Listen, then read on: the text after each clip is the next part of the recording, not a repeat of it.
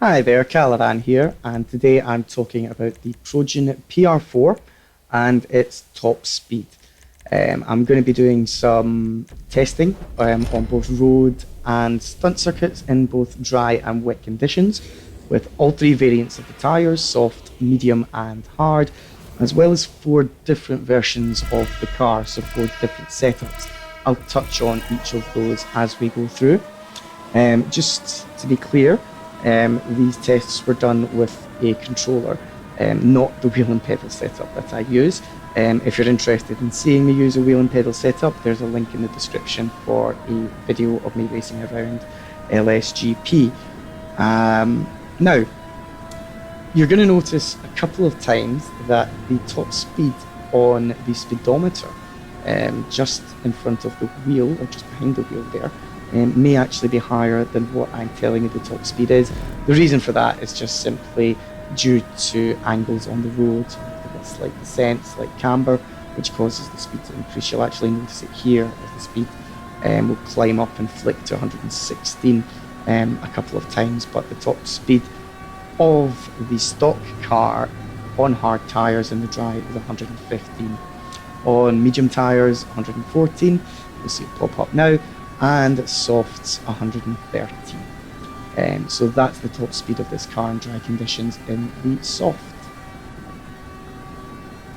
Now, here we're going to see the testing for a fully upgraded PR4. And by fully upgraded, I mean that the engine components, turbo, etc. have all been maxed out. You'll find that one of the things that you have an option for in the creator, in the workshop or Los Angeles Customs, is an option for tyre design, and that's basically the name that's displayed on the side of the tyres. This makes no difference whatsoever, it is simply a design. Now for this car, the front wing and rear spoiler, it was both the bottom option on Los Santos Customs, so the most expensive spoiler and front wing, and also what appears to be the most aerodynamic in terms of grip, at least. Anyway, so this car is fully upgraded, and what you'll find is that there is a difference between the stock and a fully upgraded car, and it's not that much. This is hard tyres again, so you'll see there the actual top speed of 121 miles per hour on hard, 120 medium, and 119 on softs.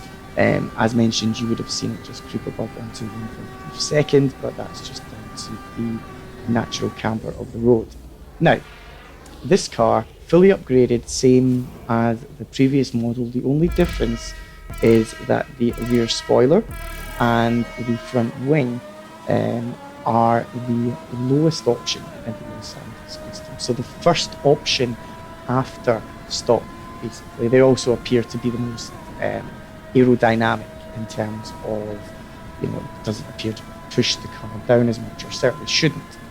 However, with this testing, there's no difference. The top speed for this car was exactly the same as it was for the maximum upgraded car with the different aerodynamics. 121 is still what you're looking at. I did notice a brief variance when using the setup with the soft tyres, that at times it seemed to push 120, but I believe that is just a variance. It's not something that I found to happen often. So here are the results, exactly the same as previous, so no discernible difference. Now the next one that we have is going to be, again, a fully upgraded car. So this car is fully upgraded in terms of engine performance, etc., but has the stock aerodynamics as far as front wing and rear spoiler go. So it's completely stock. Now in this one,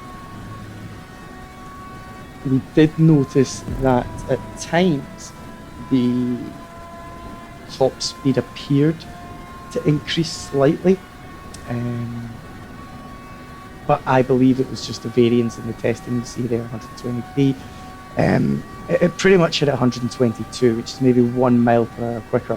That could simply be down to the aerodynamics of the road. So for all intents and purposes, it's exactly the same. You're looking at 121 to 122 miles per hour at the very, very most, maybe in certain conditions. I will be touching on on particularly how these cars reach their top speed quickly in a video either later on today or tomorrow, depending on how quickly I can get that up. Now, I'm going to show you a couple of runs in the wet because there is a bit of a difference. In these tyres, tyre speed does increase top speed wise in the wet, although grip obviously does go down. What I found is that this is a stock version of the car running on medium tyres in this circumstance, and the top speed was pretty much exactly 3 miles per hour quicker. I say pretty much, it was exactly 3 miles per hour quicker.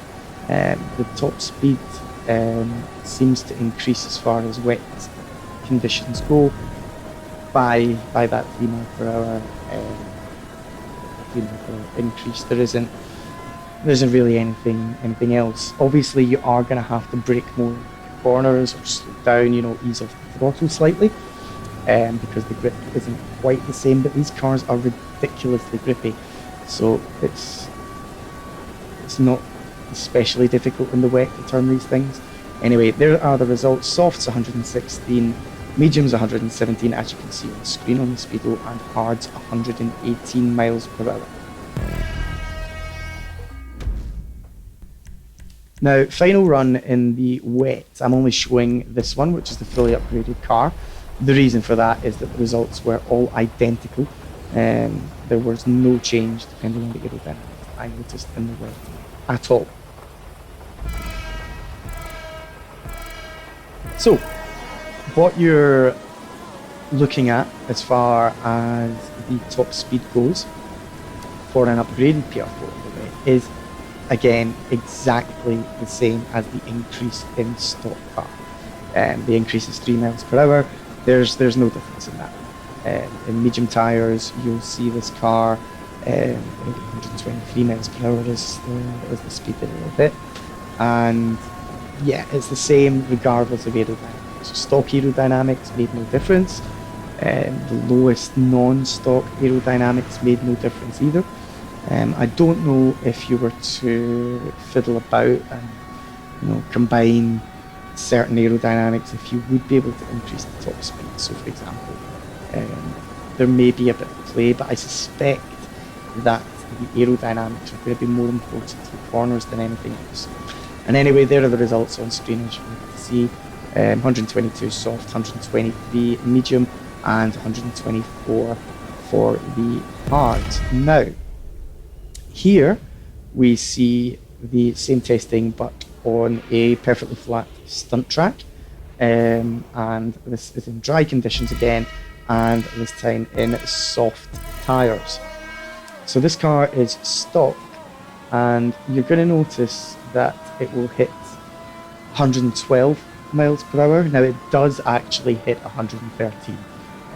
This recording is only 3 miles long, and from start to finish it does hit the 113 just after the 3 mile mark, but I don't have the footage for that because I'm an idiot and did not record it. So the tyre makes no difference between stunt and a normal GTA road. Speed is the same. Soft 113, medium 114, and hards 115. On the Ocelot R88, I will have testing for that up next week, and it will be the same, similar conditions. You'll see various aerodynamic options and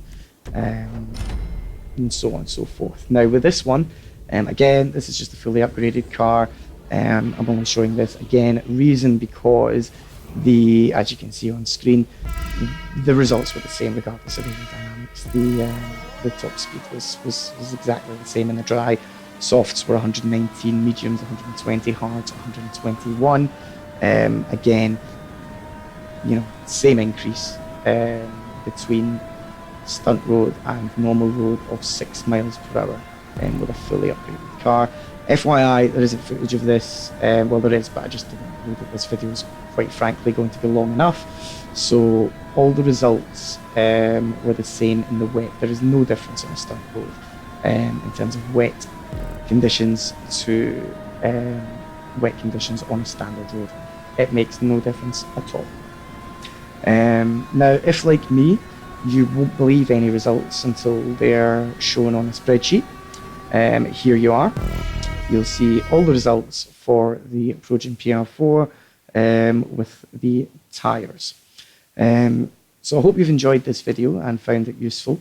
As mentioned, I will have the Oslo R88 up next week.